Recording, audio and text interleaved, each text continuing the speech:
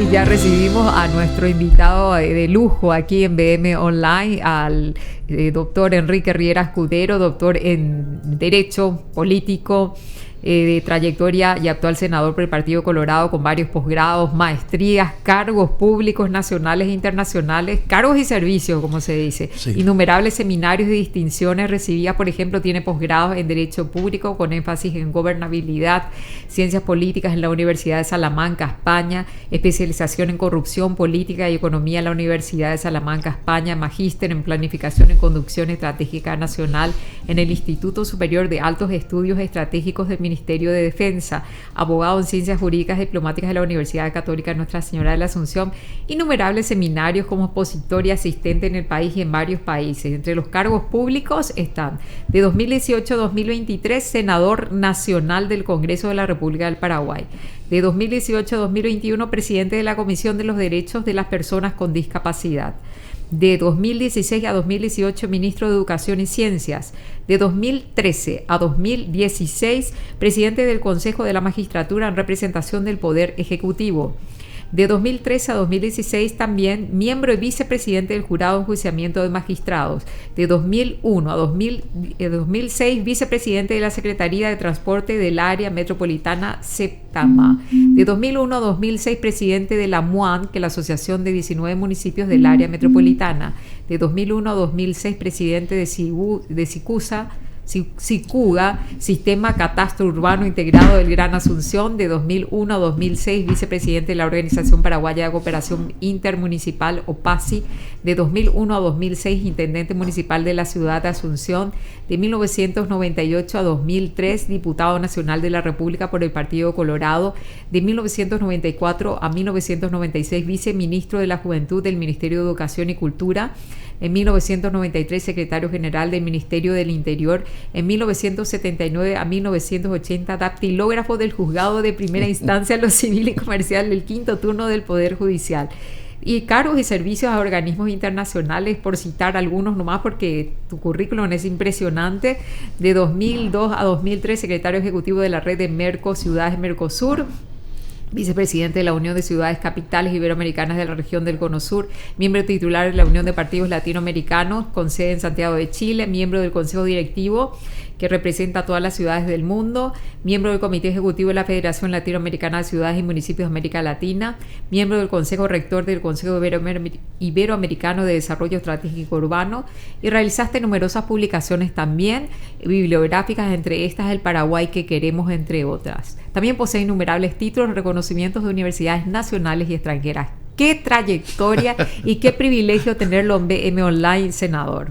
Bueno, gracias, Alicia. La verdad es que cuando escucho así, me pregunto en qué momento hice todo eso. Sí, yo también. Pero la verdad es que, bueno, yo digo siempre en broma y de veras que lo único que Dios no me dio son dos cosas, ¿verdad? Uno es poder cantar. Me hubiese encantado ser cantante de rock. Y no meterme en tantos problemas en la política, ¿verdad? Y lo segundo es un día de 48 horas y vivir 300 años, ¿verdad? Yo tengo una tremenda necesidad de hacer cosas, activar, moverme, tomar iniciativa, jugarme, caerme, levantarme.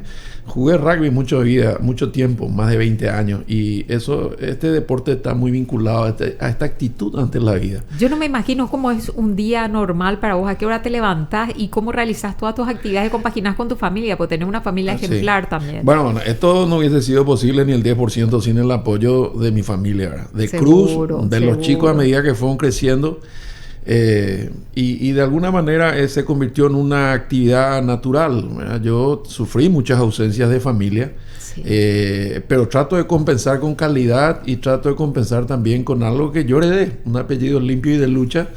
Hoy Orocuí, como se dice, porque a la larga es la que te permite abrir puertas, es la que te permite mantener el discurso, es la que te permite decir tus verdades. Papá decía, y nunca me olvido, y ahora mis hijos lo saben, ¿verdad? Si querés mantener el discurso, cuida tu conducta. Así mismo. Bueno, y lo otro es decirte que... Tu padre militaba en el Mopoco, fue uno de los fundadores, ¿sí? Sí. Papá representaba con sus amigos, ¿verdad? Una ala democrática del Partido Colorado. porque esta es una hermosa y linda discusión doctrinaria, filosófica, histórica que tengo con quienes quieren hablar en serio. Sí. Que tiene que ver con cómo empezó todo esto, ¿verdad? Más de una vez te habrá preguntado cómo terminaste frente al micrófono. Yo también me pregunté cómo terminé acá, ¿verdad? Yo fui criado para ser un próspero y abogado, ¿verdad? Pero sos un líder natural. Sucedió algo, y cuando cuento algunas anécdotas que a mí hoy me dan risa, ¿verdad? Cuando era más chico, era un gordito tragar libros, ¿verdad? Era un pecado, un nerd en el colegio. Y encima las maestras, porque hablaba mucho, como te darás cuenta, me querían poner en todas las comedias. Y yo odiaba el escenario. Imagínate que hoy hablo ante 5,000 personas y como si hablara contigo ahora. Claro, con una simpleza. Y sí, porque también ahí hay otro aprendizaje, ¿verdad? Te voy a llenar de frases que fui aprendiendo. Es decir, cuando la primera vez que iba a hacer un acto público, el 10 de diciembre del 83, fue para recibir a los exiliados amigos de papá. Porque ellos se fueron a hablar con él. Estamos hablando todavía 6 años antes de la caída de Stroessner. Y me llamaron y me dijeron: Enriquito, vení, te voy a presentar a unos amigos. Y ahí yo le conozco a Waldino Lovera, a González Casabianca, imagínate, a Juan León Mallorquín, señores de Mario Mallorquín y qué sé yo. Esto era una especie de leyenda así difuminada en el tiempo, ¿verdad? Y yo le conozco ahí como si le conociera a Mandela, a Messi, no sé. Cada uno tendrá su preferencia. El tema es que ahí me dijo: mira, Enriquito, esta noche tenemos un acto en la Casa del Pueblo y necesitamos a alguien que hable por nosotros, pero nadie nos conoce, salvo vos, que tu papá te contó. ¿Y quién que diga? Y Waldino dijo: mira, habla nomás. Y papá empezó con sus pequeñas, grandes enseñanzas. Decir lo que sentí y nunca te vas a equivocar. Así mismo. Puede ser que estén de acuerdo o no, pero larga lo que tengas dentro. Y a mí me llama mucho la atención en tu discurso que vos sos una persona muy coherente. No decís lo que no vas a cumplir. Así es. Bueno, ese es otro tema, ¿verdad? En el sentido, ¿cuál es la coherencia? Ya que tocaste una palabra difícil en política. Así una línea recta entre lo que decís, pensás y haces. Acá hay una distorsión de la política en general y te dicen: para ser un buen político tienes que pensar una cosa, decir otra cosa y hacer otra cosa. Es como poner los huevos en otro lado. Yo entiendo que haya estrategias, ¿verdad? Pero en materia de políticas públicas, en materia de compromisos electorales, vos no podés decir una cosa y hacer otra, porque entonces te vas desacreditando. Claro, perdiendo credibilidad. Y es el único capital político que yo tengo, porque cuando vos no tenés una gran cantidad de dinero, cuando vos no tenés el poder para repartir beneficios, ¿qué te queda? Claro, tu credibilidad. ¿Y cuánto cuesta eso, verdad? No hay forma de comprar. No, eso se gana. Se gana con lucha, con conducta, con enfrentamiento. Acuérdate que hoy son anécdotas, pero a mí me echaron de algunos cargos públicos por mantener posiciones o por no someterme. Yo te he seguido siempre y he destacado siempre tu coherencia y tus posiciones muy férreas en cuanto a ciertas cosas y ciertos valores. Claro, por eso me decías: ¿cómo es un día normal? Bueno, arranco temprano porque tus colegas del interior arrancan temprano, entonces empiezan a llamar. Te comienzan a llamar desde las 5, seguro. Reportajes 5:30, o cuando me levanto veo las llamadas perdidas. Por principio devuelvo, ¿verdad? Claro. Si vos querés estar en esto, si vos querés representar a algo o a alguien, tenés que escuchar. Tenés que estar al servicio. Y claro, realmente si yo defiendo tus intereses, yo necesito, suponete que me digan: bueno, acá hay un problema con las radiocomunicaciones, la Conatel, los permisos, lo que fuera. Bueno, ¿a quién yo represento? A los intereses de las personas, entonces tengo que hacerme eco. El 70% de las cosas que digo, Alicia, son cosas que escuché. Y no sos un senador de escritorio, sos un senador de estar en el campo de batalla. Me gusta también eso, porque también tengo una diferencia entre los teóricos y los que venimos de la lucha, ¿verdad? Así mismo. Tenés una trayectoria de claro, ya es lo que te digo. Los teóricos, Alicia, te van a hacer una linda charla, un buen PowerPoint con música y todo. Vas a salir fascinado de un como congreso. Los sofistas, como los famosos sofistas. Claro, pero ¿cómo se hace un programa? Vos tenés que explicar cómo funciona, si el operador es bueno, si es malo, si las noticias, si las expresiones, si las cosas, o no. ¿Quién te va a enseñar? Solamente haciendo se aprende. Así mismo. Entonces yo siempre contaba el ejemplo de la diferencia que hay entre un egresado a West Point, academia militar más importante de Estados Unidos. Mi padre hizo el curso. Bueno, entonces, ¿para qué te voy a decir? Y un veterano de Vietnam. Sí. Que es el tipo que ya viene luego sin casco, con el papel, con el pañuelo atado en la cabeza, Sí, con un sí, puñal sí. acá, otro acá, Sí, sí, y sí. que dice, mira, estas bombas no funcionan porque hay mucho viento, el polo nos tapa la visión. Eso no está en los libros, eso está en la trinchera. Así mismo. Yo siempre fui de trinchera, pero extrañamente también siempre fui, desde muy pequeño, muy estudioso. O sea, soy curioso, me gusta, devoro los libros. Pero se nota, Luan, tu nivel de debate es distinto del resto de los legisladores. Tu nivel de debate es muy alto. Y cuando tenés que bajar y poner los puntos sobre las i, por supuesto que los pones y los pones muy bien. Claro, por eso te digo, yo me leí las biografías de casi todos los líderes políticos, te imagines. De Mandela, de Gandhi, de Churchill, de Clinton, de Bush, de todos, de Uribe particularmente. Hay algunos referentes que para mí cambiaron la historia. Por eso tal vez Mandela, de Churchill, Uribe, referentes para vos. Son referentes porque toman decisiones, porque se juegan, porque ven un poco más lejos, porque elevan el nivel del debate, porque se dan cuenta cuando los intereses nacionales están comprometidos. Entonces, a mí esto es lo que me gusta, esto es lo que me da vida, porque hay dos formas de vivir en Paraguay. En honor a la verdad, este es el mejor país del mundo.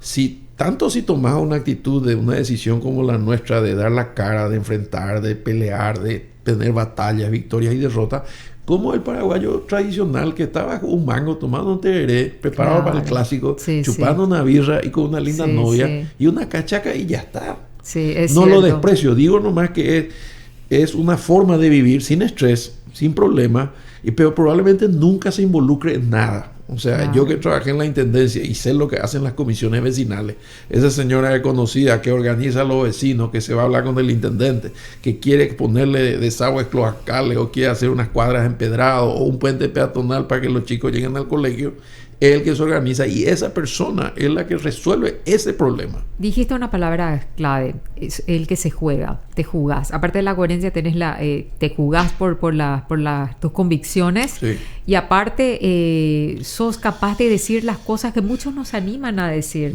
Nos animan a decir, pues justamente carecen de coherencia o tienen un techo, no tienen un techo de vidrio, ¿verdad? Entonces, mira, yo, como fuiste exministro de Educación, me gustaría saber tu punto de vista sobre este Plan Nacional de Transformación del Sistema Educativo, porque hay mucha... no sé si llegaste a leer la carta del padre Montero Tirado, que trató de perverso, que toca derechos constitucionales, inclusive que afecta a la patria potestad. O sea, ¿qué podés decir al respecto con todo tu bagaje de experiencia? Mira, lo primero que te diría es que para entender la transformación educativa o el plan actual, hay que remontarse un poquito más atrás.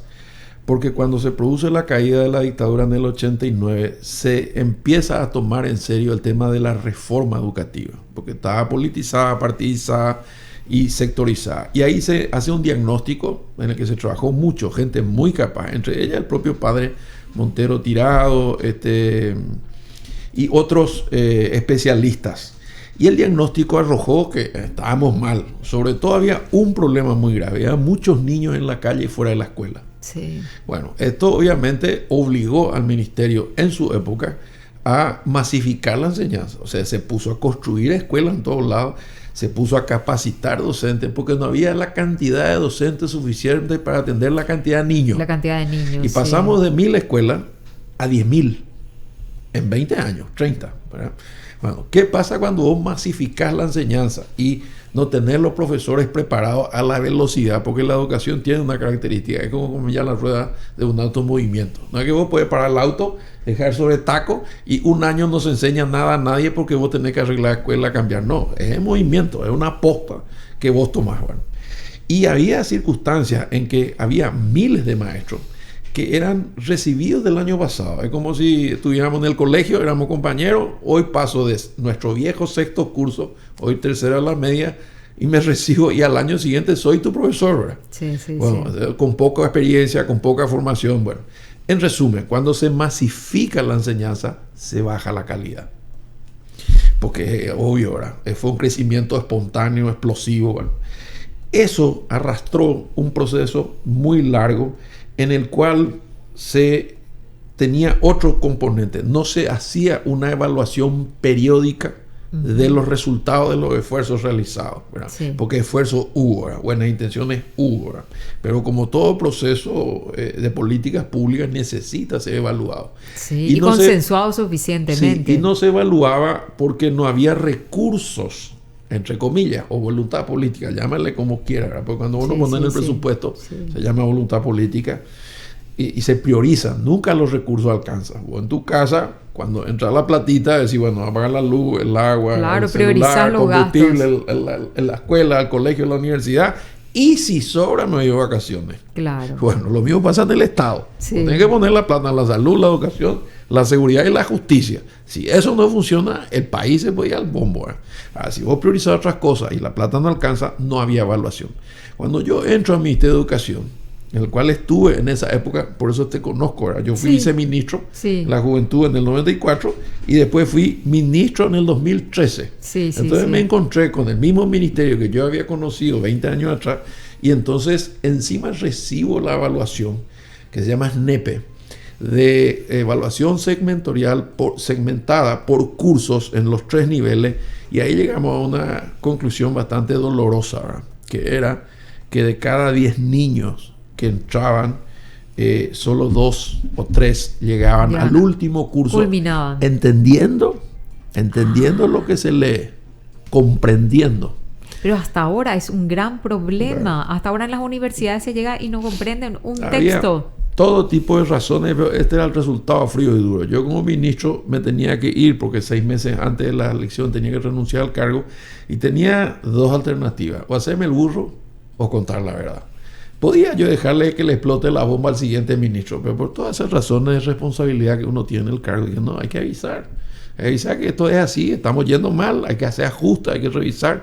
Entonces, no solamente anunciamos en una reunión en la que participó mucha gente en un hotel céntrico, sino que empezamos a instalar los fundamentos, fundamentos digo yo en el sentido de las bases, de los cimientos, de lo que se tiene de que lo crecer, que iba a ser la reformación educativa. Okay. Claro, entonces preparamos ese proyecto y yo me fui. Bueno, la idea era hacer 2 años de reuniones, de consultas, de reclamos, de escuchar segmentado, regionalmente. Claro, como se debe, no hacía tontas y locas, sin consensuar. Se hizo, pero tuvimos, con todo respeto, un ministro un poco conflictivo, que fue Peta, que tuvo dificultades de relacionamiento, etcétera, etcétera. Era más de conflicto, de concertación, es una opinión objetiva. Y luego, finalmente, se terminó el proceso de transformación educativa, se cargaron los datos y técnicos sistematizaron y salieron las líneas, que es lo que hoy se está conociendo.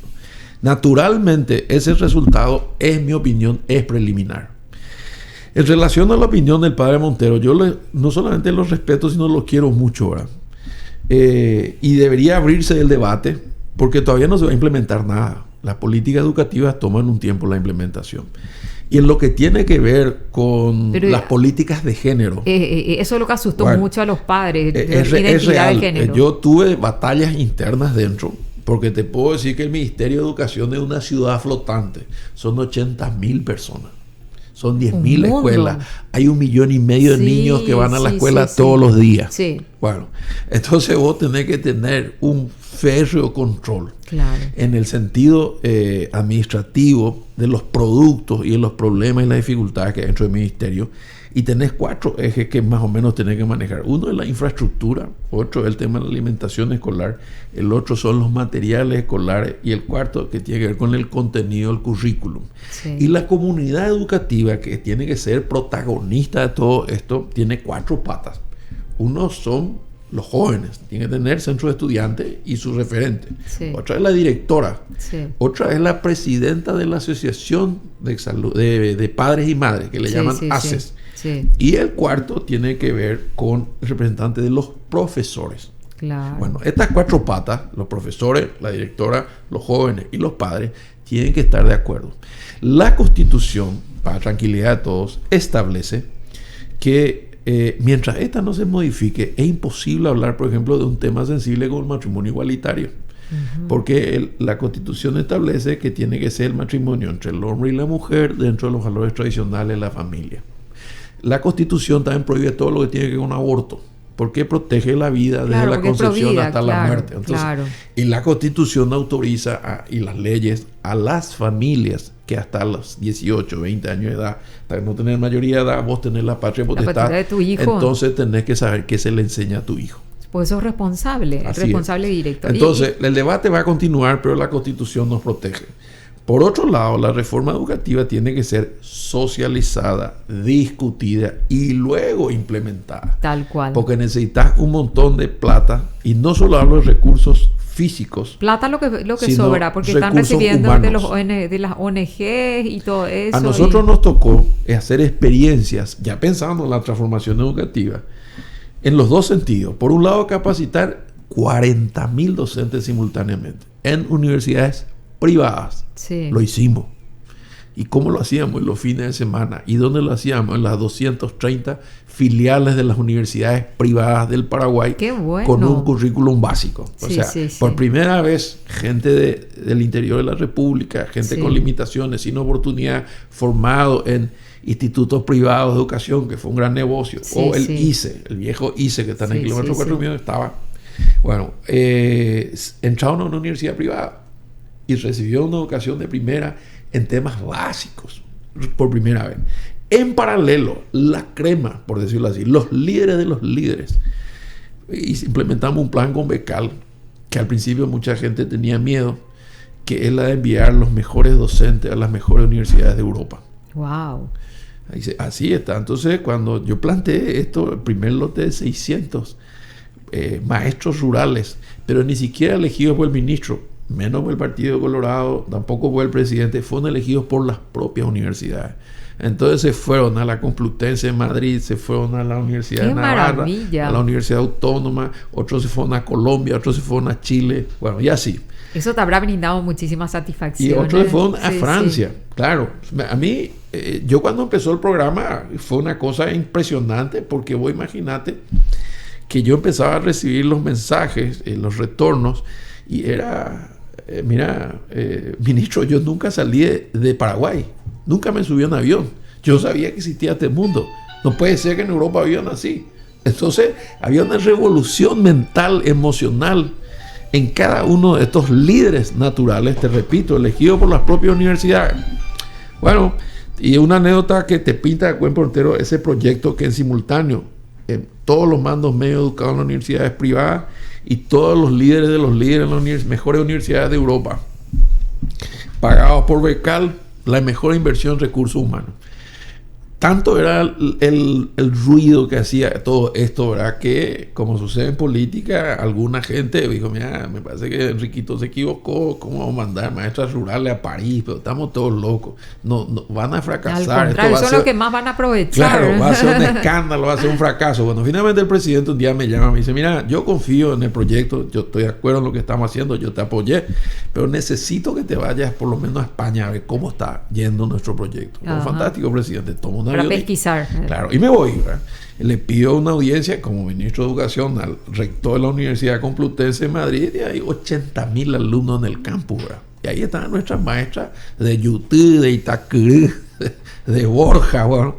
Y entonces me recibe... Pero estaba funcionando, funcionando. Claro, pero esto es lo que te quiero contar. La anécdota, porque es bien paraguaya y es una alegría y un orgullo para todos nosotros. Seguro que sí. El rector de la universidad me dice, mire, ministro, le agradezco su presencia, le agradezco este proyecto. Lo que tengo que decirle es que sus maestras, sus docentes, están armando un escándalo. Yo ahí me entró un escalofrío, empecé a sudar y dije, algo salió mal. ¿Y por qué? Le dije, muy prudentemente. Y me dice, primero porque me dio una sopa dura. Y ahí ya me empecé a reír, porque es la sopa paraguay, que nuestras mujeres cocinan siempre, ¿verdad? Lo segundo me dice, porque algunos vinieron con guitarra y otros consiguieron acá y están en el patio tocando guitarras, bailan, cantan, son alegres. Y le dije, bueno, es parte de nuestra cultura. Gracias. Claro, y todos los alumnos alrededor, y de pelota y qué sé yo. Yo ya me reía porque ya me daba cuenta. Y lo tercero, y esto sí es un motivo de orgullo, que nosotros le aplicamos un programa que habíamos usado con maestras rurales de Ecuador. Sí. Y no, la verdad, a los 4 meses nos dimos cuenta de que tuvimos que subir 3 niveles más, porque terminaron todo lo que tenían que hacer en 6 meses. Sus maestras son brillantes. Y para que se dé cuenta que la motivación hace que las personas aprovechen al máximo. Cuando yo escuché esto me emocioné como ahora, ¿verdad? Seguro. Porque entonces me fui a reunirme con ellas y ahí empecé a escuchar las anécdotas, ¿verdad? Las anécdotas, cuando subí un avión empecé a aprender, cuando aterricé acá, esto no tiene precio, voy a dar vuelta al país, bueno, y el programa contemplaba que ellas hagan sus tesis allá, pero de un problema en Paraguay. Claro. Entonces volvían a YouTube con un proyecto aprobado y después venían los españoles para ver cómo lo implementaban. Eso fue una maravilla. Una gran satisfacción. Claro, pero que se truncó. ¿Por qué no siguieron viajando? ¿Por qué no se fueron más? ¿Por qué no se siguió invirtiendo? Bueno, ese es uno de los problemas de Paraguay. Pero de todo eso y mucho más vamos a hablar a la vuelta de esta pausa. Así disfrutábamos del grupo Ajá, con You Are The One. Tú eres el único. ¿Qué tal de nuestra época más o menos? Nuestra época y estas músicas no tienen tiempo. Todas las veces uno entra en el túnel del tiempo cuando escucha. Así mismo, tal cual. Vamos a hacer una suerte de ping-pong con las preguntas y respuestas. Sí, pero con 2 líneas o 3 líneas nomás de respuesta. Sí, señora. A ver, como experto en Derecho Constitucional, ¿qué opina que la Constitución Nacional debe ser modificada en el artículo que permite la reelección? ¿Y cuál es la vía más razonable para hacerla? Mira, ni un instrumento intelectual o escrito es perfecto, ni las leyes. En mi opinión, nuestra Constitución fue un acuerdo postdictadura en el año 92. Yo en esta Constitución no tocaría nada la primera parte, que es lo que le llaman la dogmática, la programática, donde se protege la vida, la salud, la familia, etcétera. Sí. Pero la segunda parte, que es el equilibrio del poder, la administración del Estado, podría revisar si hay un acuerdo previo. ¿Cuál sería la vía? ¿La reforma, entonces? Sí, no, la reforma, pero con un consenso básico, porque si no puede terminar como Chile, una caja de Pandora, y entrar a tocar todo y destruir todo ahora. Claro, no, las cosas buenas conservarlas y cambiar solamente lo que no ha funcionado. Lo que no ha funcionado y que ya se ha demostrado. En estos 30 años. ¿Qué opina sobre el juicio político a la fiscal Sandra Quiñones? Y mira, nadie duda que tienen derecho a hacerlo, pero lo que yo no creo que sea sano para la democracia es tener amenazada una fiscal general del Estado con un juicio que no tienen voto, que tienen voto. Uno puede trabajar así. Suponete que vos digan... Parece un chiste. O sea, ni siquiera el nivel acusatorio está terminado. Es lo mismo que en este programa, o sea, estén discutiendo en la pieza al lado si te contratan o no te contratan. ¿Qué ganas tenemos de hacer la entrevista? Claro. No podés trabajar tranquilo. Entonces, un poco con las emociones de las personas. Y que voten. Si hay votos, bien. Y si no, se archiva y a otras cosas. El Paraguay está pasando momentos difíciles post pandemia. No hay plata. Hay 300,000 desempleados. ¿A vos te parece que le cambia la vida esto a ellos? No. Hay que centrarse en los temas nacionales. Y este es un tema político partidario electoral. Entonces vos tenés, lamentablemente, presidente y vicepresidente metidos en las internas partidarias de nuestro partido y tener la concertación preocupada por las chapas. Y nadie se ocupa del país y lo que está pasando. Y de ser aprobado en la Cámara de Diputados y pasa a la de senadores, ¿usted estaría a favor del juicio político o no? No, definitivamente no. Yo creo que como todos los funcionarios, la fiscal Quiñones tiene luces y sombras, pero no es la verdad, salvo que yo esté muy desenfocado. Hace rato que yo no veo preso y procesado a los González Dar, que eran los amos del tribunal, o a un otro fiscal general de Estado como Díaz Verón, y toda la lucha que hay en materia de narcotráfico y compañía. Sinceramente yo creo que se puede tergiversar interesadamente cuál juicio avanza, cuál no avanza, pero yo creo que se han tomado decisiones importantes y en marzo se tiene que cambiar. ¿Qué vamos a ganar cambiando ahora antes de la interna? Y porque ahí hay otra cosa que no es menor, ¿verdad? Yo vengo de una época en que se usaba la ley y las instituciones para perseguir gente. Y mientras esta fiscala no persiga a la gente por sus ideas, yo ya estoy contento, ¿verdad? Claro. Si después se puede mejorar su gestión, y claro que sí, pero no vamos a resolver manteniéndola en jaque. Y la Cámara de Diputados no solamente tiene este antecedente, sino tiene el anterior. 3 ministros de la Corte, Alicia, estuvieron 4 años con el juicio político y el Jesús en la boca. ¿Y qué te dice eso? Que entonces vos podés llamar por teléfono y conseguir algún beneficio, o si no te voto en contra. No se puede amenazar y que el sistema a las no autoridades. funciona, que el sistema no funciona, evidentemente. Bueno, ya que es un experto en derecho constitucional, ¿cuál es su opinión sobre el régimen impuesto por la Corte Suprema de Justicia para la presentación, tratamiento y resolución de las acciones de inconstitucionalidad que se presentan? Que tema de su tesis, ¿eh? Por ahí me sí, enteré. Efectivamente. Bueno, yo tengo una tesis que voy a presentar en el doctorado, tengo que defender este año si me da tiempo. En la que sostengo exactamente eso. La Corte está taponada por actividades administrativas, por actividades políticas. Dilatorias. Tenemos 9 ministros. Yo no quiero que sus cerebros y su tiempo se gasten en licitaciones, en designaciones de funcionarios, de cargos. No. Yo quiero que la administración esté por un lado y que todos ellos estén gastando su tiempo, invirtiéndolo en las tareas jurisdiccionales, en dictar fallos. Y en materia de inconstitucionalidad sí tengo una tesis que requiere una modificación constitucional, que es la de, primero, darle a la Corte, al Pleno, a los 9, la posibilidad de derogar una ley. Sí. Para equilibrar el poder ejecutivo. El legislativo, que es omnímodo.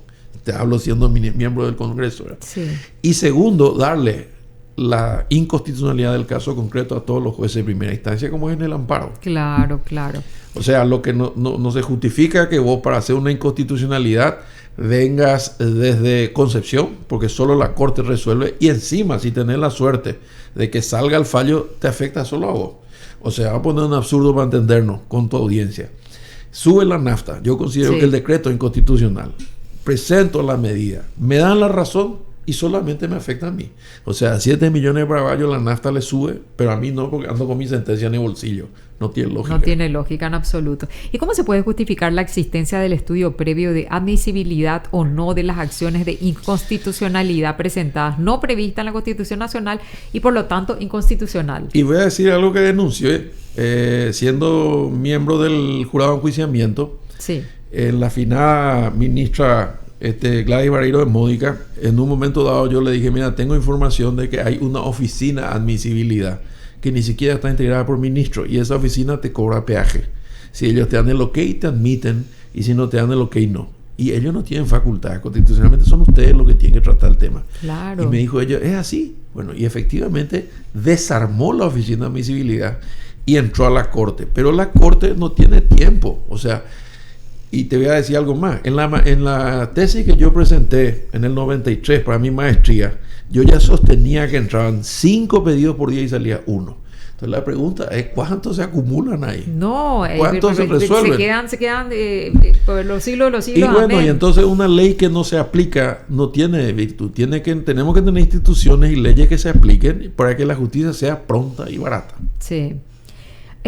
Ahora bien, vemos las noticias, el bajo nivel de debate en las sesiones de ambas cámaras, la de diputados y la de senadores. ¿A qué se debe ese nivel tan bajo? Y se debe a la baja calidad de nuestra representación política, pero en defensa de los elegidos, incluyéndome, digo yo, bueno, ¿de dónde salieron? ¿Verdad? No son japoneses, no son australianos, no son suizos, son paraguayos. Pregunta, ¿cómo llegaron? Respuesta, porque les permitimos. Y pregunta, ¿y cómo le permitimos? Y porque mucha gente ve el partido por TV, Alicia. No se meten, pues no quieren saber nada de la política. Involucran. Y el que no se involucra en la política termina pagando las consecuencias de tener unos inútiles. Ni siquiera le importa el proyecto, la plataforma, mira la cara o el bolsillo, cuánto le dan, ¿verdad? Nada, no les importa. Y mira, te voy a decir algo. Y lo de las listas sábanas también, que viene a colaborar. Cosa. Ahora por lo menos hay voto diferenciado, entonces vos te tenés que ir a votar. Aunque votes en blanco, Messi, son todos una basura. Fantástico, andá a votar en blanco para que la clase política reciba el mensaje. Claro. Pero el mensaje que estamos recibiendo es que el 40% participa, y entonces de eso otra vez gana uno que tiene el 37%, y al final entonces una minoría representa a la mayoría. Entonces se deslegitima la democracia cuando realmente la gente no participa. Y yo conozco, y vos también, gente brillante en los medios de comunicación, en las entidades de beneficencia, en Dequení, en Keviloni, en Teletón, en los clubes sociales, deportivos. Se matan los perros por figurar ahí. Pero ahí no se decide el destino nacional, se decide en la política, en los espacios de poder. Entonces, para administrar una empresa que se llama Paraguay, necesitas los mejores al frente. Y nadie quiere arriesgar ni su nombre ni su familia, porque en Paraguay se vive bien con perfil bajo.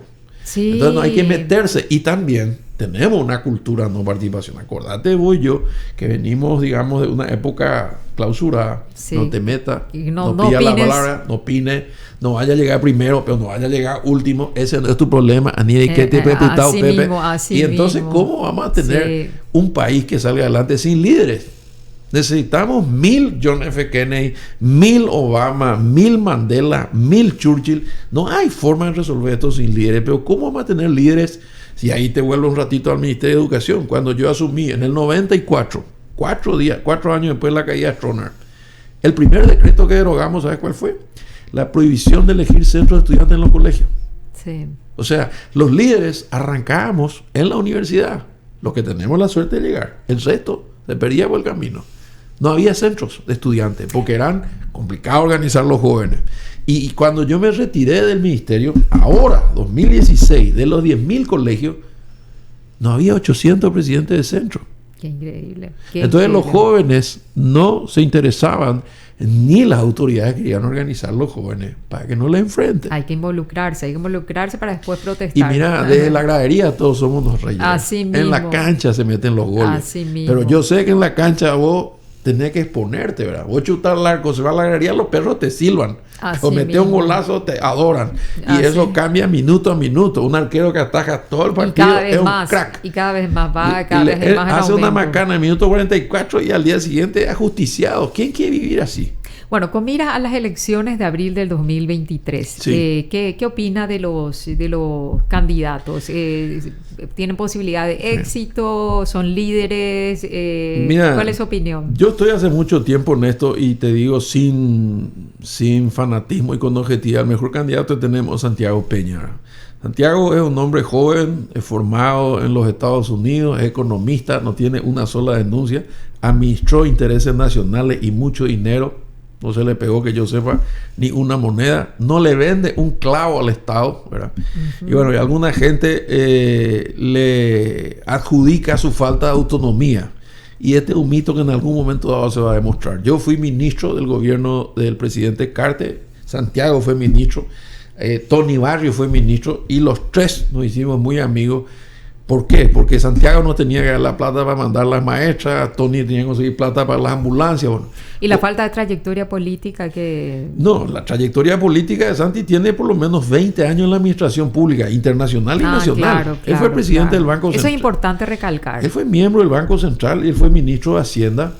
Y yo te puedo decir de que en la vereda de enfrente tenemos un candidato que tiene un prontuario bastante cargado, con errores. Sí, justamente te quería preguntar sobre los candidatos de la concertación que ahora están, que van a cambiar otra vez, no sé qué, y los candidatos de la concertación, a mí me dan que pensar, yo lo conozco a varios, no quiero generalizar porque siempre es injusto, pero la verdad es que no les escucho denunciar la corrupción de este gobierno.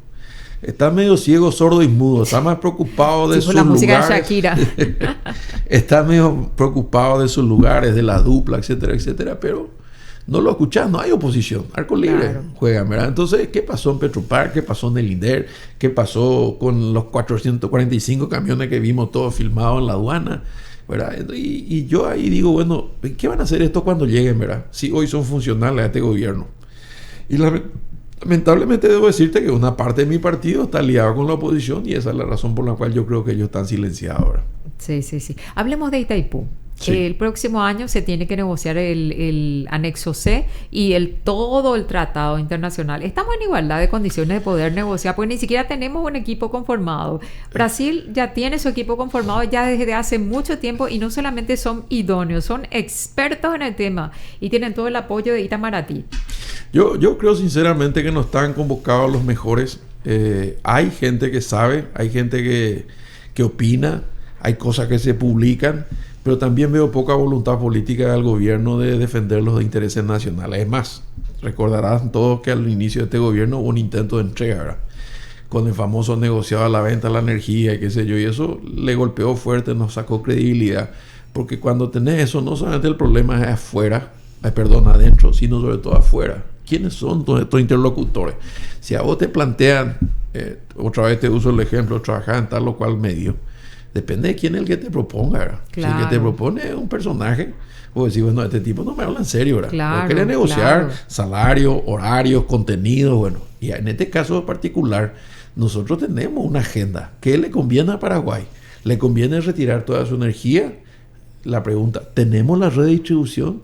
¿Estamos en condiciones de industrializar nuestra materia prima? ¿O le conviene retirar dinero o invertir? ¿O le conviene poner Itaipú como una garantía para un préstamo de 10.000 millones de dólares para avanzar en el proceso de educación, para avanzar en el proceso de generar fuentes de trabajo? ¿Alguna vez escuchaste que nuestros representantes hablan de eso? No. Están en campaña. No, terrible. ¿Le gustaría estar en el grupo negociador? Sí, yo creo que voy a defender los intereses del Paraguay con mucha fuerza y además sin ofrecer flanco, ¿verdad? Puede ser otro tema. ¿Quiénes son los que se sientan en la mesa? Claro, que no tengan historiales, por favor, que sean personas de honestidad comprobada. Es una selección nacional, Alicia. Cuando vos te vas a jugar el Mundial, la Copa América, tiene que ser. Claro, vos tenés que tener los mejores jugadores del Paraguay ahí. Y bueno, y de eso se trata. Por eso yo siempre les digo al sector privado que no se mete, que no se involucre, pero después se queja. Es decir, bueno, señores, ustedes no utilizarían ni un solo parlamentario como gerente de recursos humanos o empresa, pero ellos están a cargo del Paraguay, que es la empresa más grande. ¿Cómo lo que no tenemos lo mejor de lo mejor al frente, ¿verdad? Y hablando de lo mejor y lo mejor, ¿le gustaría llegar a ser presidente de la República del Paraguay? Mira, una vez me dijeron que yo fui eterno candidato toda la vida, o sea, desde hace unos años ya, ¿verdad? Porque ya, en honor a la verdad, en todo eso que leíste y lo que pasé, ya estuve en los 3 poderes del Estado, o sea, sí, el Ejecutivo, el Legislativo, el Judicial. Después estuve en el Poder Municipal. Entonces es como si vos hubiese empezado de cronista y hoy estás dirigiendo un programa. No hay sorpresa. Vos sabés lo que hay que hacer. Sí. Vos sabés que hay intereses poderosos, vos sabés que hay crimen transnacional, vos sabés que hay problemas geopolíticos. Vos ya conocés eso. Ya conoces. Te irías con conocimiento de causa. Yo creo que cometería menos errores. Pero hoy a esta altura de mi vida ya no estoy tan enloquecido en lo personal como formar parte de un equipo que quiere hacer las transformaciones que el Paraguay necesita. Por ahí va tu interés en este momento. Alicia, Paraguay alcanza para todo. Hay que dejar de robar y hacer las cosas bien. No puede ser que el Paraguay, este bendito país que no tiene tsunami, terremotos, volcanes, que tenemos el petróleo del siglo XXI, el acuífero Guaraní Patiño abajo, que es el agua dulce, la reserva más grande, que donde vos tirás una semilla crece un árbol que produce alimento para 80 millones de personas del mundo, tenga 2 millones de pobres. No puede ser. Cierto, estamos haciendo lucha frontal contra la pobreza. Claro, y esa es la madre de todos nuestros problemas, de la ignorancia, de la exclusión, de la criminalidad, de la reducción, de las drogas. Todo está ahí, ¿verdad? Tenemos instituciones débiles, tenemos inútiles, salvo excepciones, al frente de las instituciones, y entonces no hacemos bien los deberes, y tenemos mal repartida la pobreza y la riqueza. La riqueza, mala distribución de la riqueza. Claro, pero en el sentido de que hay que darle oportunidad a todo. ¿Qué es lo que yo creo? La igualdad de la que yo hablo, la que a mí me gusta, es darle oportunidad a todo. ¿Por qué? Porque si yo tuve la suerte de tener techo, comida, familia, valores, colegios privados, universidades espectaculares, tengo una ventaja adicional. ¿Qué pasa con Juan Pueblo? Entonces, para saber si realmente hay competencia, tiene que haber igualdad de oportunidades. Para entendernos, si Messi hubiese nacido en el medio del desierto de Sahara, iba a estar dándole de comer a un camello. Bueno, pero Messi nació en Rosario, tenía talento, lo llevaron a Barcelona, le cuidaron y le formaron y al final terminó explotando un crack. ¿Cuántos Messi, cuántos Roque Santa Cruz tenemos en Paraguay? Pero ¿qué sucede? No tienen la misma pelota, la misma cancha y la misma camiseta. Entonces no pueden competir. De arranque no hay igualdad. Si nosotros lográramos dar educación pública de calidad, el día que yo mandemos nuestros hijos a un colegio público, a nuestros nietos, ¿verdad?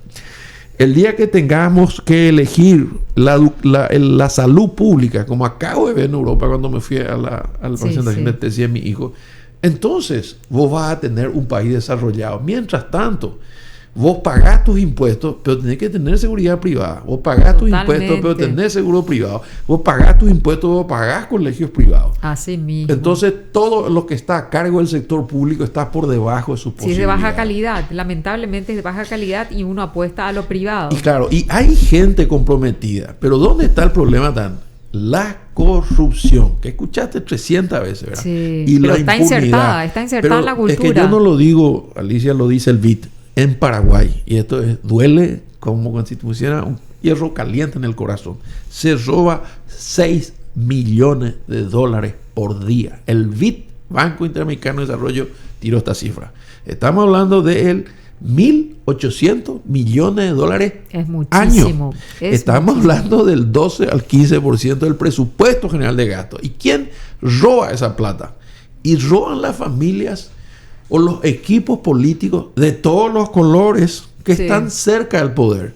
Entonces, la pelea de cada 5 años, ¿quién está en condiciones de romper la piñata? O sea que ahora hay que hacer un refresh totalmente para las próximas elecciones. Es el momento de entender de que hay que moverse una vez cada 5 años para que no lleguen los peores y para que se vaya depurando la clase política. No hay más excusa. Finalmente, senador Enrique Riera Escudero, ya para finalizar acá esta entrevista que realmente fue muy didáctica y muy buena. Sí.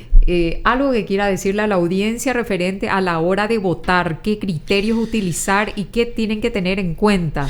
Mira, yo creo lo primero que tienen que hacer es decidir participar. Esto quiere decir no mirar el partido por TV, porque no van a cambiar nada de la gradería. Y este tren pasa una vez cada 5 años. Y si nos equivocamos, entonces no nos quejemos después.